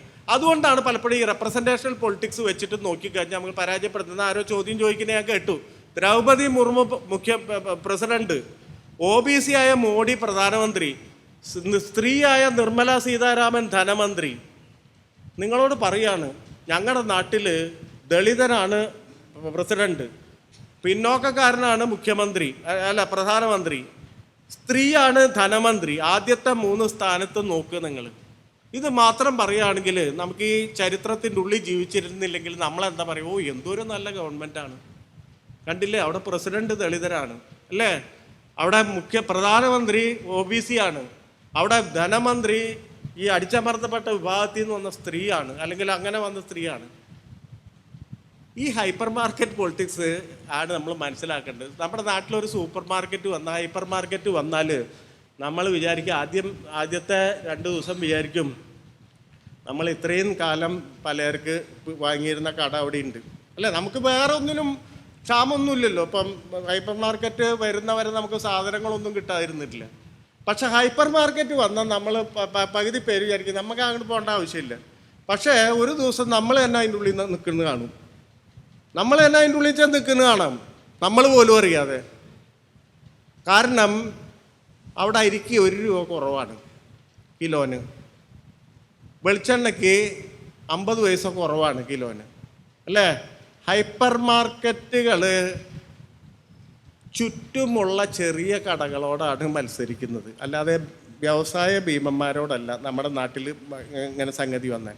എന്ന് പറഞ്ഞാൽ കുറച്ച് കാലം കഴിയുമ്പോൾ ഈ പലചരക്ക് കടനെ കാണാണ്ടാവും, കുറച്ച് കഴിയുമ്പോൾ അപ്പുറത്തെ കപ്പലി കട കാണാണ്ട. എന്ന് പറഞ്ഞാൽ ഇത് മുഴുവൻ വിഴുങ്ങിക്കളയും. ഈ പൊളിറ്റിക്സാണ് ഹിന്ദു റേസിസ്റ്റ് പൊളിറ്റിക്സ് എന്ന് പറയുന്നത്. ഹിന്ദു ഫാസിസ്റ്റ് പൊളിറ്റിക്സിൻ്റെ ഏറ്റവും പ്രധാനപ്പെട്ട ഒരു അപ്ലിക്കേഷൻ എന്ന് പറയുന്നത് റേസിസ്റ്റ് പൊളിറ്റിക്സാണ്, വംശീയമായിട്ടുള്ള രാഷ്ട്രീയം എന്നാണ്. അത് ഹിറ്റ്ലറിൽ നിന്ന് കിട്ടിയതാണ്. മൂഞ്ചെ ഇവിടെ വല്ലുമാഷ് മൂഞ്ചയെ പറ്റി പറയുന്നുണ്ട്. മൂഞ്ച അവിടെ പോയി മുസോളിനിയുടെ അടുത്ത് പോയി പഠിച്ച ഒരു സംഗതിയാണ്. ബെലില്ല സ്കൂൾ നോക്കിയപ്പോൾ അന്തം വിട്ട് മൂഞ്ചെ. കാരണം ഒരു കുട്ടി ജനിച്ചു കഴിഞ്ഞാൽ നേരെ ബെലില്ല സ്കൂളിലാണ് ചേർത്തുന്നത്. ബെലില്ല സ്കൂളിൽ നിങ്ങളെ കായിക പരിശീലനം പഠിപ്പിക്കും, നിങ്ങളെ പ്രത്യയശാസ്ത്രം പഠിപ്പിക്കും. ഇത് കഴിഞ്ഞ് ഒരു പ്രത്യേക ഘട്ടം വരുമ്പോൾ അവാങ്കാർഡിസ്റ്റ് എന്ന് പറയുന്ന അടുത്ത സ്കൂളിൽ ചേർത്തും. എന്ന് പറഞ്ഞാൽ പുറത്ത് വരുമ്പോൾ ലക്ഷണം മൊത്തം ഫാസിസ്റ്റായിട്ട് പുറത്തു വന്നു. കാരണം അതിൻ്റെ അപ്പുറത്ത് ഒന്നും പഠിച്ചിട്ടില്ല. ഉംബർട്ടോ എക്കോ ആ ഫാസിസത്തിനെതിരെയുള്ള ലേഖനത്തിൽ എഴുതിയത് ഓർമ്മയില്ലേ? 4ാം ക്ലാസ്സിലെ കുട്ടിക്ക് എസ്സേ എഴുതാൻ കൊടുക്കുന്നത് ഇറ്റലിയുടെ എന്തോ ദേശീയതയും മുസോളിനി എന്ന നേതാവും എന്ന് പറയുന്ന വിഷയമാണ് കൊടുക്കുന്നത്. ഉംബർട്ടോ എക്കോ പറഞ്ഞു, ഞാൻ മത്സരിച്ചെഴുതി, ഞാൻ നല്ല മിടുക്കനാണ്, എനിക്ക് എപ്പോഴും പുറത്ത് തട്ട് കിട്ടാൻ ആഗ്രഹമുള്ളതാണ്, ഞാൻ മത്സരിച്ചെഴുതിയിട്ട് 1ാം സ്ഥാനം കിട്ടി. ഏത് ഈ മുസോളിനിയുടെ അപ്രമാദിത്വവും ഇറ്റാലിയൻ ദേശീയതയുടെ കരുത്തും അങ്ങനെ എന്തോ ഈ എസ്സേയിൽ. 2 കൊല്ലം കഴിഞ്ഞപ്പോൾ ഫാസിസം വീണു. ഫാസിസം വീണപ്പോഴാണ് എല്ലാ മനുഷ്യരിങ്ങനെ മിലാനിലേക്ക് ഓടിക്കൂടുന്നുണ്ട്. മിലാനിലേക്ക് ഓടിക്കൂടുമ്പോൾ ഈ കുട്ടിയും ചേരുന്നു. അപ്പോഴാണ് മനസ്സിലാവുന്നത് ഇതിനെതിരെയൊക്കെ കുറേ സംഗതികൾ ഉണ്ടായിരുന്നു, ഇതിനെതിരെ കുറേ ആർഗ്യുമെൻറ്റ്സ് പുറത്ത് നിൽക്കുന്നുണ്ടായിരുന്നു. പക്ഷേ എനിക്ക് കിട്ടിയില്ല, സ്കൂളിൽ നിന്ന് കിട്ടിയില്ല, ചുറ്റുമുള്ള ഈ പറയുന്ന കോമൺ സെൻസ് ഉണ്ടാക്കുന്ന ഒരു കേന്ദ്രത്തിൽ നിന്നും കിട്ടുന്നില്ല. നമുക്ക് TV തുറന്നാൽ കിട്ടില്ല, വാട്സപ്പ് നോക്കിയാൽ കിട്ടില്ല. ഫാസിസത്തിനെതിരെയുള്ളത് ചുറ്റുമുള്ള എല്ലാ കേന്ദ്രങ്ങളും ഇതിൻ്റെ ഏതെങ്കിലും എലമെൻ്റ് ഇങ്ങനെ വിക്ഷേപിച്ചുകൊണ്ടിരിക്കുന്നു. അപ്പോൾ ആ വിക്ഷേപണത്തിൻ്റെ ഭാഗമായിട്ട് ഹിന്ദു മതത്തിൻ്റെ പുറമ്പോക്കിൽ കെടുക്കുന്നവരെ കൂടി ഇതിൻ്റെ ഉള്ളിലേക്ക്, ഈ ഫോൾഡിൻ്റെ ഉള്ളിലേക്ക് കൊണ്ടുവരിക എന്നുള്ളതായിരുന്നു ഫാസിസത്തിൻ്റെ ഏറ്റവും വലിയ ഒരു പരീക്ഷണ ഘട്ടം എന്ന് പറയുന്നത്. അതാണ് അവർ കവർ ചെയ്തത്. ഇപ്പം ഗുജറാത്ത് കലാപത്തെ പറ്റി ഒരുപാട് പുസ്തകങ്ങൾ ഇറങ്ങി. ഇപ്പോൾ ഈ ക്രിസ്റ്റോഫ് ജാഫർലോട്ടിൻ്റെ പുസ്തകം ഇപ്പം അടുത്ത് ഇറങ്ങി. ഈ ജാഫർലോയുടെ പുസ്തകത്തിൽ നിങ്ങൾ വായിച്ച് ഞെട്ടിപ്പോവും. ആരാ മുസ്ലിങ്ങളെ കൊന്നത് ഗുജറാത്തിൽ? ആദിവാസികളാണ്. 17.4% വരുന്ന ആദിവാസികളെ കൊണ്ടാണ് മുസ്ലിങ്ങളെ കൊല്ലിച്ചത്. ദേവതി ലോളിൻ്റെ പുസ്തകത്തിൽ ആ ഡുങ്കൽ എന്ന് പറയുന്ന അയാളുണ്ടല്ലോ, മറ്റേ അനാട്ടമി ഓഫ് ഫാസിസം എന്ന് പറയുന്ന ആ പുസ്തകത്തിൽ ഡുങ്കൽ ആരാ? നമ്മുടെ കേരളത്തിൽ 1.45, അവിടെ 17% ആദിവാസികൾ എന്ന് ഓർക്കണം ഗുജറാത്തിൽ. ഈ ആദിവാസികളെ മുഴുവൻ ഹിന്ദു ഫോൾഡിലേക്ക് കൊണ്ടുവരാൻ മോഡിക്ക് കഴിഞ്ഞു. അതിൻ്റെ പ്രധാനപ്പെട്ട കാരണം വടക്ക് കിഴക്കൻ പ്രദേശങ്ങളിൽ എങ്ങനെയാണ് BJP അവരുടെ ഫോൾഡിലേക്ക് മനുഷ്യരെ കൊണ്ടുവരുന്നതെന്നൊരു ചോദ്യം വന്നു. എങ്ങനെയാണ് കൊണ്ടുവരുന്നത്? ഈ മനുഷ്യരെ ഔട്ട്കാസ്റ്റായിട്ട് കിടക്കുകയാണ്. ഈ ആദിവാസികളെ മുഴുവൻ പുറത്ത് കിടക്കുകയാണ്. ബ്രിട്ടീഷുകാർ കൊളോണിയൽ പീരീഡ് തൊട്ട് ബ്രിട്ടീഷുകാർ ക്രിമിനൽ ഗോത്രം എന്ന് എഴുതി ചേർത്തു, ഇവരെ കള്ളന്മാരെ കുലം എന്ന് എഴുതി ചേർത്തു. ഇപ്പോഴും നമ്മൾ തിരുട്ട് ഗ്രാമം എന്ന് പറയും അല്ലേ, നമ്മൾ ചെയ്യാറുള്ളതല്ലേ? ഒരു ഗ്രാമത്തിലെ മുഴുവൻ മനുഷ്യരെയും കള്ളന്മാരായിട്ട് നമ്മൾ പ്രഖ്യാപിക്കുക. നിങ്ങൾ വീട്ടിൽ കൊള്ളടിച്ചു, ഒരാൾ കൊള്ളക്കാരനാണെങ്കിൽ അയാളെ പിടിച്ചു എന്നുള്ളതല്ല, മറിച്ച് ഇതേപോലെ ബ്രിട്ടീഷുകാർ ക്രിമിനൽ ഗോത്രങ്ങളായി എഴുതി ചേർത്ത മനുഷ്യരെ ഈ സ്വാതന്ത്ര്യത്തിൻ്റെ അനേക ദശകങ്ങൾ കഴിഞ്ഞിട്ട് മുഖ്യധാരയിലേക്ക് ആഗിരണം ചെയ്യാൻ പറ്റിയില്ല. പുറത്ത് കെടുക്കാണ്, പുറമ്പോക്കി കെടുക്കാണ്. അവിടേക്കാണ് ആര് ചെല്ലുന്നത്? ഈ ഫാസിസ്റ്റ് ചെല്ലുന്നത്. നേരത്തെ പറഞ്ഞ ഒരു പൂണൂലിട്ട് കൊടുക്കുന്നത്. ആ സോഷ്യൽ മൊബിലിറ്റിയുടെ വ്യാജമായിട്ടുള്ള സോഷ്യൽ മൊബിലിറ്റിയുടെ സാമൂഹ്യ ചലനാത്മകതയുടെ ഒരു അനുഭവം പ്രദാനം ചെയ്യാനാണ് ഈ പറയുന്ന ഫാസിസ്റ്റുകൾക്ക് ഗുജറാത്തിൽ കഴിഞ്ഞത്. അവ പറയുന്നതിനനുസരിച്ച് ചലിച്ചു. നീ അവിടെ പോയി ഇന്നാളെ കൊന്നുവാ എന്ന് പറഞ്ഞാൽ പോയി നിരപ്പാക്കി വന്നു, പ്രത്യേകിച്ച് സൗരാഷ്ട്ര പോലുള്ള മേഖലകളിൽ. ആ പാഠം നമ്മുടെ മുന്നിലുണ്ട്. അപ്പം അതുകൊണ്ട് ഈ കേരളത്തിനെ സംബന്ധിച്ച് ഞാൻ അതിലേക്ക് വന്ന് നമുക്ക് നിർത്താം. എൻ്റെ നാട്ടിൽ ഞാൻ പ്രവർത്തിക്കുന്ന തൃശ്ശൂരിൽ 1 ലക്ഷം വോട്ടിന് ഇവിടെ പറഞ്ഞു ജയിച്ചു. ഇപ്പോൾ സാധാരണ ഈ പറഞ്ഞ പോലെ നമ്മുടെ ഒരു ട്രഡീഷണൽ ആയിട്ടുള്ള ബോധം പറയും തൃശ്ശൂർ നഗരത്തിന് ഒരു സവർണ സ്വഭാവമുണ്ട്. തീർച്ചയായിട്ടും അങ്ങനെയൊക്കെ ഉണ്ട്. അത് തൃശ്ശൂർ നഗരത്തിന്. തൃശ്ശൂർ മണ്ഡലം, തൃശ്ശൂർ നഗരം മാത്രമല്ല, വലിയ തീരപ്രദേശമുണ്ട്. ഈ തീരപ്രദേശത്ത് വീണ വോട്ടിംഗ് പാറ്റേൺ കണ്ടാൽ നിങ്ങൾ ഞെട്ടിപ്പോവും. അതായത് അങ്ങേയറ്റത്ത് ചാവക്കാട് പഞ്ചായത്ത്, അത് മുസ്ലിങ്ങൾക്ക് ഗുരുവായൂർ മണ്ഡലം, അത് മുസ്ലിങ്ങൾക്ക് ഭൂരിപക്ഷം ഉള്ള മണ്ഡലമാണ്. അത് കേരളത്തിലെ മറ്റേ എല്ലാ സ്ഥലം പോലെ അവിടെ UDFന് ലീഡ് കിട്ടുന്നു ഈ ഗുരുവായൂരിൽ. ഇപ്പുറത്ത് ഏങ്ങണ്ടിയൂർ പഞ്ചായത്ത്, വാടാനപ്പള്ളി പഞ്ചായത്ത്, തളിക്കുളം പഞ്ചായത്ത്, നാട്ടിക പഞ്ചായത്ത്, തീരദേശത്തിൻ്റെ പഞ്ചായത്തിൽ മുഴുവൻ BJP 1ാം സ്ഥാനത്തേക്ക് വരുന്നു. ഇത് സവർണരുള്ള സ്ഥലമല്ല, വർക്കിംഗ് ക്ലാസിൻ്റെ സ്ഥലമാണ്.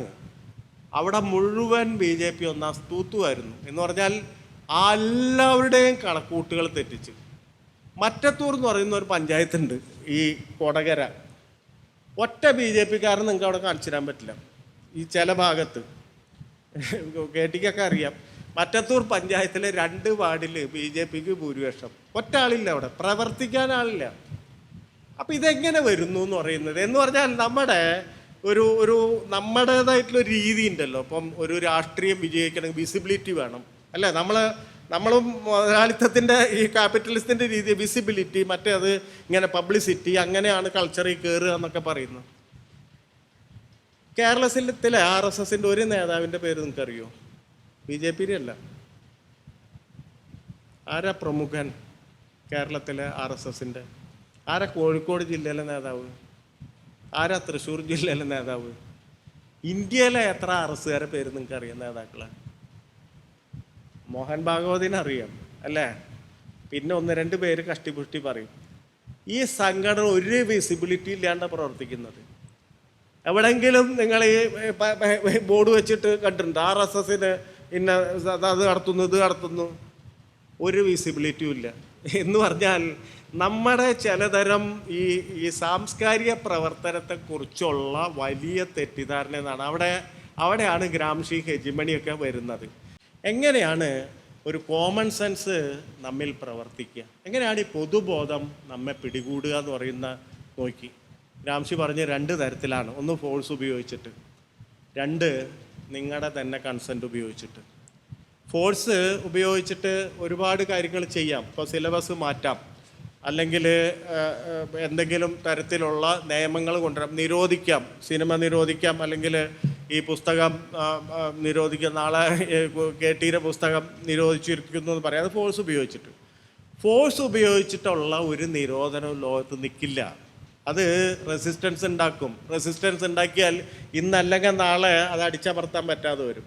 അതുകൊണ്ടാണ് ഈ കൺസെൻ്റ് എന്ന് പറയുന്ന ആശയം നമ്മുടെ തന്നെ സമ്മതി വാങ്ങിയിട്ട് നമ്മുടെ ഉള്ളിൽ തന്നെ വളരുക എന്ന് പറയുന്ന ഒരു സംഗതി പ്രവർത്തിക്കുന്നത്. ഇതാണ് കേരളത്തിൻ്റെ മിഡിൽ ക്ലാസ്സിലെ, പ്രത്യേകിച്ച് ഹിന്ദു മിഡിൽ ക്ലാസ്സിനെ പിടികൂടുന്നത്. അങ്ങനെയാണ് എന്ന് പറഞ്ഞാൽ അവരുടെ കൺസെൻറ്റ് ഉപയോഗിച്ചിട്ടാണ്. ഇപ്പം ഞാൻ ഒറ്റ കാര്യം പറയാം. എൻ്റെ കുടുംബ ഗ്രൂപ്പുണ്ട്, വാട്സാപ്പ് ഗ്രൂപ്പ്. അതിൽ വളരെ കുറവ് RSSകാരെ ഉണ്ടായിരുന്നുള്ളൂ, അല്ലെങ്കിൽ BJPക്കാരെ ഉണ്ടായിരുന്നുള്ളൂ. ഇപ്പം മറ്റു തരത്തിലുള്ള കോൺഗ്രസ്സുകാരും കമ്മ്യൂണിസ്റ്റുകാരൊക്കെയാണ് അധികം. അപ്പോൾ ആദ്യകാലത്ത് ഒരു മെസ്സേജൊക്കെ വരുമ്പോൾ ഇവരൊക്കെ കൂടി എതിർക്കും. നീ എന്ത് ഇതൊക്കെ കൊണ്ടിടുകയാണോ എന്നൊക്കെ പറഞ്ഞിട്ട്. കുറേ നാൾ കഴിഞ്ഞപ്പോൾ പതുക്കെ അവൻ പറഞ്ഞാൽ ഒരു ശരിയുണ്ട് കേട്ടോ. ഒരു കുറച്ച് ശരിയുണ്ട്, ബാക്കിയൊക്കെ തെറ്റാണ്, എന്നാലും കുറച്ച് ശരിയുണ്ട്. ഈ കുറച്ച് ശരി പതുക്കെ വളർന്ന് ഒന്നുകിൽ മിണ്ടാതിരിക്കും, അല്ലെങ്കിൽ സ്വകാര്യ സ്ഥലമാണെന്ന് വെച്ചുകൊണ്ട് തങ്ങളുടെ കമ്മ്യൂണിസ്റ്റ് കോൺഗ്രസ് സ്വത്വങ്ങളൊക്കെ ഉപേക്ഷിച്ചിട്ട് വളരെ കൃത്യമായിട്ട് ഇന്ത്യയിലെ ന്യൂനപക്ഷങ്ങളുടെ വലിയ കടന്നുകയറ്റം, ഭീഷണി, ഇതിനെപ്പറ്റിയൊക്കെ പലപ്പോഴും മൈൽഡായിട്ട് സംസാരിക്കാൻ തുടങ്ങി. ഇതിൻ്റെ ഇടയിൽ ഒരു മെസ്സേജ് വരികയാണ്, ഒരു മെസ്സേജ് വരികയാണ്. ആ മെസ്സേജിൽ പറയുന്നത് ഔറംഗസീബ് മരിക്കാൻ നേരത്ത് ശിവജിയെ വിളിച്ചു. ശിവജിയോട് പറഞ്ഞു, മാപ്പ് ശിവജി, ഞാൻ നീയായിട്ട് തർക്കത്തിന് പോയതാണ്, എൻ്റെ ജീവിതത്തിൻ്റെ എല്ലാ ദുരന്തത്തിനും കാരണം. അതുകൊണ്ട് നിന്നോട് മാപ്പ് ചോദിക്കാതെ എനിക്ക് മരിക്കാൻ പറ്റില്ല. ഇതാണ് മെസ്സേജ്. അപ്പോൾ അവിടുത്തെ കുറച്ച് പുരോഗമനവാദികൾക്കൊക്കെ ഇതിനെ എതിർക്കണല്ലോ. അപ്പോൾ ഇതിനെ എതിർക്കാൻ വേണ്ടിയിട്ട് അങ്ങനെയൊന്നും സംഭവിച്ചിട്ടില്ല, നീ തെളിവ് കൊണ്ടുപോകുക എന്നൊക്കെ പറഞ്ഞിട്ട് ഇങ്ങനെ അതിൻ്റെ യുദ്ധങ്ങൾ നടക്കുകയാണ്. അപ്പം മറ്റോ പറയുന്നത് ഇതിനൊക്കെ തെളിവുണ്ട്, പുസ്തകമുണ്ട്, ഞാൻ അടുത്ത ദിവസം ഇടാം, നിങ്ങളപ്പോൾ മാപ്പ് പറയുമെന്നൊക്കെ ചോദിച്ചിട്ട് വലിയ തർക്കം നടക്കുകയാണ്. ചരിത്രം പരിശോധിച്ചാൽ ഔറംഗസേബ് മരിക്കുന്നതിന് മുമ്പ് 28 വർഷം മുമ്പ് മരിച്ചു പോയ ആളാണ് ശിവജി. ശിവജി മരിച്ചിട്ട് 28 വർഷം കഴിഞ്ഞിട്ടാണ് ഔറംഗസേബ് മരിക്കുന്നത്. ഇതൊരാളുടെയും മനസ്സിൽ വരുന്നില്ല, ഒരാളുടെയും ചിന്തയിൽ വരുന്നില്ല. എന്ന് പറഞ്ഞാൽ നമ്മുടെ പലപ്പോഴും നമ്മുടെ വാദപ്രതിവാദം പോലും ഒരു സത്യാനന്തരതയ്ക്ക് പുറത്താണ്, സത്യാനന്തര പൊളിറ്റിക്സിന് പുറത്താണ്. ഇത് സവർക്കർ അവസാന കാലത്ത് വെച്ചിട്ടുള്ള ഒരു മുദ്രാവാക്യമുണ്ട്. സവർക്കർ ഇങ്ങനെ ഇപ്പോൾ ഈ പറഞ്ഞ പുണ്യഭൂമി, പിതൃഭൂമി, ഇങ്ങനെ നിരന്തരമായിട്ടുള്ള മുദ്രാവാക്യങ്ങൾ വെച്ചുകൊണ്ട് നമുക്ക് 5 ദിവസം സംസാരിച്ചാലും തീരുന്നത്, അതുകൊണ്ട് ഞാൻ നിർത്തുകയാണ്. അവസാനം വെച്ചത് ഹിന്ദുവൈസ് ഓൾ പൊളിറ്റിക്സ് ആൻഡ് മിലിറ്ററൈസ് ഹിന്ദുഡം എന്ന് പറയുന്ന ആശയമാണ്. അതായത് ഹിന്ദു രാഷ്ട്രത്തിലേക്കുള്ള അവസാന പടവെന്ന് പറഞ്ഞാൽ ഹിന്ദുവൈസ് ഓൾ പൊളിറ്റിക്സ്, എല്ലാ പൊളിറ്റിക്സും ഹിന്ദുവൈസ് ചെയ്യുക, ഹിന്ദുവൽക്കരിക്കുക. ആൻഡ് മിലിറ്ററൈസ് ഹിന്ദുഡം, ഈ ഹിന്ദുക്കളെ സൈനികവൽക്കരിക്കുക. ഇതാണ് ആശയം. എന്ന് പറഞ്ഞാൽ സൈന്യം വേണ്ട, പിന്നെ ആർമിയൊന്നും വേണ്ട, നേവി. അത് തന്നെ ഇപ്പോൾ ഒരു കൈ കൊട്ടിക്കഴിഞ്ഞാൽ രാജ്യം മുഴുവൻ ഈ ഹിന്ദു രാഷ്ട്രത്തിൻ്റെ ആർമിയായിട്ട് വരുന്ന തരത്തിൽ മിലിറ്ററൈസ് ചെയ്യുക. ഇതാണ് ഈ അഗ്നിവീർ പദ്ധതിയൊക്കെ. 5 കൊല്ലം കൂടുമ്പോൾ ഇവരെ എന്തുകൊണ്ട് ഇവർക്ക് പെർമനൻ്റ് ആക്കുന്നില്ല എന്ന് പറഞ്ഞാൽ ഇന്ത്യയിലെ മുഴുവൻ ഹിന്ദുക്കളെയും എടുത്തിട്ട് സൈനികവൽക്കരിക്കണം, അതിനു വേണ്ടിയുള്ള പരിപാടിയാണ് അഗ്നിവീറൊക്കെ. എന്ന് പറഞ്ഞാൽ സവർക്കറിസത്തിന് അനുസരിച്ചാണ് ശരിക്കും പറഞ്ഞാൽ മോഡിയുടെ ഭരണകൂടം മുന്നോട്ട് പോയിരുന്നത്, ഈ ഹിന്ദു രാഷ്ട്രത്തിൻ്റെ ദിശയിൽ മുന്നോട്ട് വരുന്നത്. അതുകൊണ്ട് ഈ സാംസ്കാരികമായിട്ടുള്ള ഇടപെടൽ എന്ന് പറയുന്നത് ചെറിയ കാര്യമല്ല.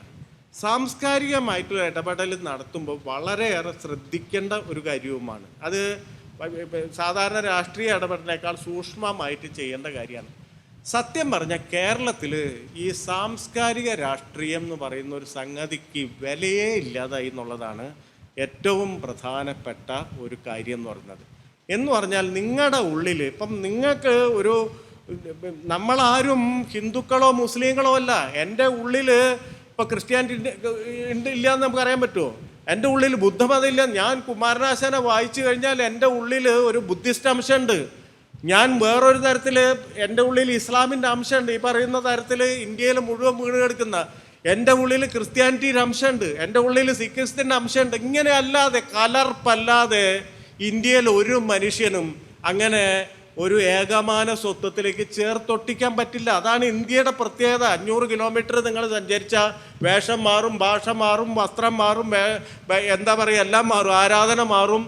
ഇങ്ങനെയുള്ള ഇന്ത്യയിലാണ് നമ്മൾ ജീവിക്കുന്നത് എന്ന് പറയുന്ന ഒരു കാര്യം നമ്മുടെ ഉള്ളിലേക്ക് തന്നെ, നമ്മുടെ ചുറ്റുമുള്ള മനുഷ്യരുടെ ഉള്ളിലേക്ക് കടത്തിവിട്ടാൽ ഫാസിസത്തിൻ്റെ റെസിസ്റ്റൻസായി, അല്ലാതെ വേറെ ഒന്നും ചെയ്യണ്ട. പക്ഷേ ഇത് കൾച്ചറൽ ആക്ഷനാണ്.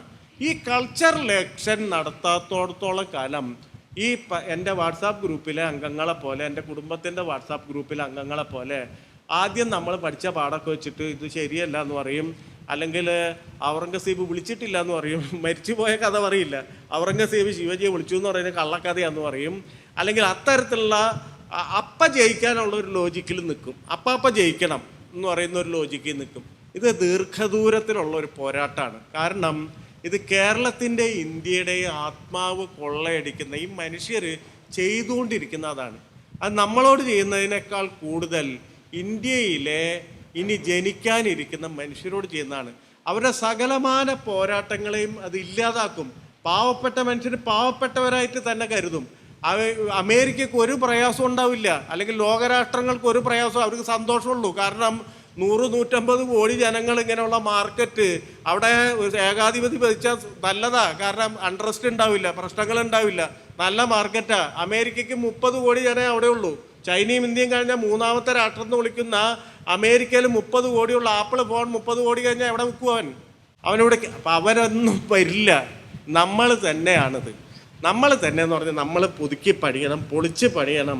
നമ്മൾ കുറേയും കൂടി എന്താ ഡെമോക്രസി എന്ന് പറയുന്ന അതിൻ്റെ അർത്ഥത്തിലേക്ക് പോകണം. നമുക്ക് കുറച്ചും കൂടി മനുഷ്യരുമായിട്ട് ചേർന്നിരിക്കാൻ പറ്റില്ലേ?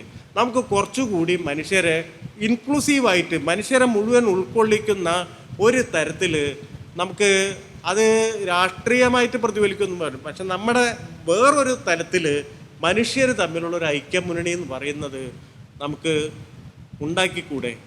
അതിൽ ഈ പറഞ്ഞ പോലെ പല തട്ടിലുള്ള മനുഷ്യർ കാണും, പല അഭിപ്രായ വ്യത്യാസമുള്ള മനുഷ്യർ കാണും. പക്ഷേ അതൊന്നും ഈ വിപത്തിനെതിരെ ഒന്നിക്കാൻ, അല്ലെങ്കിൽ ഈ വിപത്തിനെതിരെ പടപൊരുതുമ്പോൾ അത്തരം അഭിപ്രായ വ്യത്യാസങ്ങൾ എന്നൊക്കെ പറഞ്ഞ് ചെറിയ ചെറിയ കാര്യങ്ങളാണ്, നിസ്സാരമായ കാര്യങ്ങളാണ്.